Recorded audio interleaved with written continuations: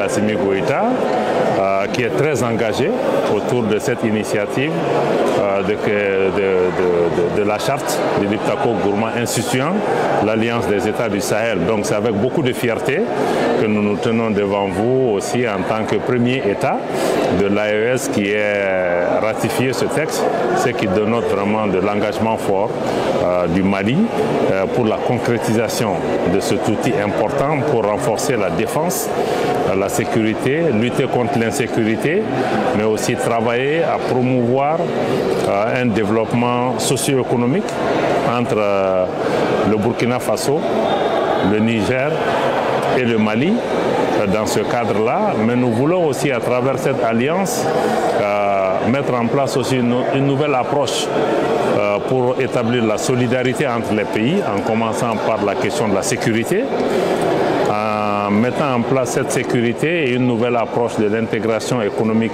régionale entre les pays. Nous voudrions établir aussi un nouveau paradigme en comptant d'abord sur nos propres ressources. Vous voyez qu'au niveau de l'AES, son financement est assuré exclusivement par ses États membres.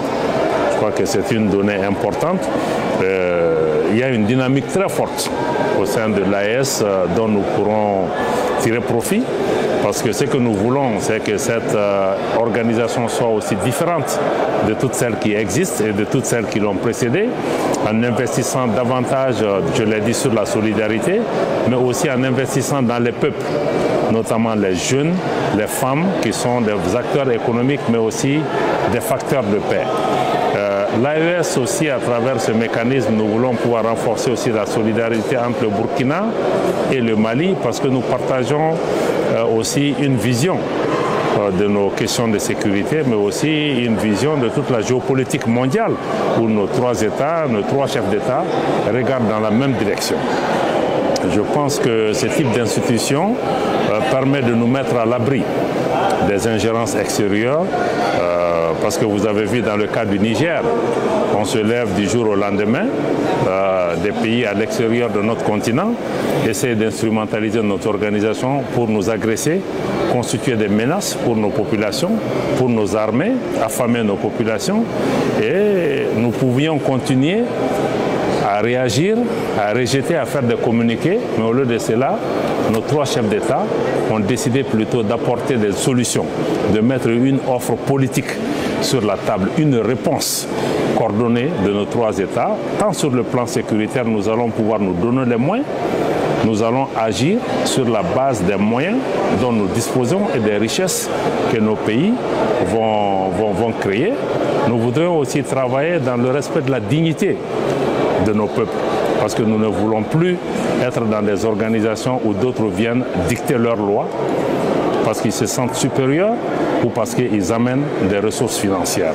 Donc c'est pourquoi nous pensons que cette étape est importante. Nous souhaitons que vous aussi, journalistes, vous nous aidez à mieux faire comprendre ce mécanisme de solidarité qu'on a créé entre les trois pays du Liptako Gourma qui partagent les mêmes réalités économiques, socio-culturelles, géographiques, que les populations puissent davantage s'impliquer.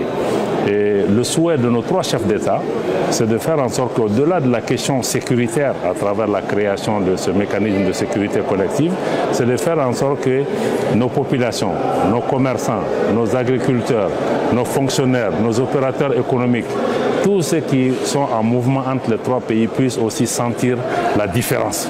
Parce qu'il faut qu'on crée aussi une dynamique économique entre nos États. Donc c'est pour toutes ces raisons aujourd'hui que nous nous réjouissons de cette première étape.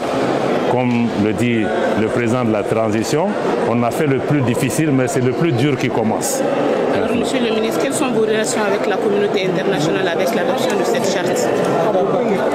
Bon, nous voudrions ne pas mettre l'accent sur nos relations avec la communauté internationale, parce que cette charte, c'est pour nous-mêmes, c'est pour nos populations, Ceux qui veulent travailler avec nos pays sont les bienvenus, pour autant qu'ils viennent travailler dans le respect de la souveraineté de nos pays, de nos choix stratégiques. Mais cette alliance n'a pas été créée en comptant sur l'appui de la communauté internationale. Nous comptons d'abord sur les ressources de nos États. C'est pourquoi nous souhaitons que le Conseil national de transition ou d'autres parlements nous donnent les moyens nécessaires. Mais c'est aussi une réponse géopolitique à une menace stratégique qui est dirigée contre nos pays. Parce que la menace d'agression, d'invasion ou d'intervention au Niger ne concerne pas que le Niger. J'entends beaucoup de voix d'hommes politiques ou des médias qui disent que mais pourquoi on ne s'occupe pas de nos problèmes? Mais justement, on s'occupe de nos problèmes. Parce que l'agression dont il est question contre le Niger, mais c'est une agression qui est motivée par des puissances qui sont hostiles au Mali et au Burkina. Et nous savons que s'ils viennent au Niger, ils vont arriver le lendemain chez nous. Voilà, je crois que c'est ça. Nous voulons que la communauté internationale nous respecte, comprenne que notre sécurité, c'est notre première responsabilité. Si nous avons besoin d'eux, nous allons demander leur appui. Mais pour le moment, nous voulons travailler sur la base de ce que nous avons.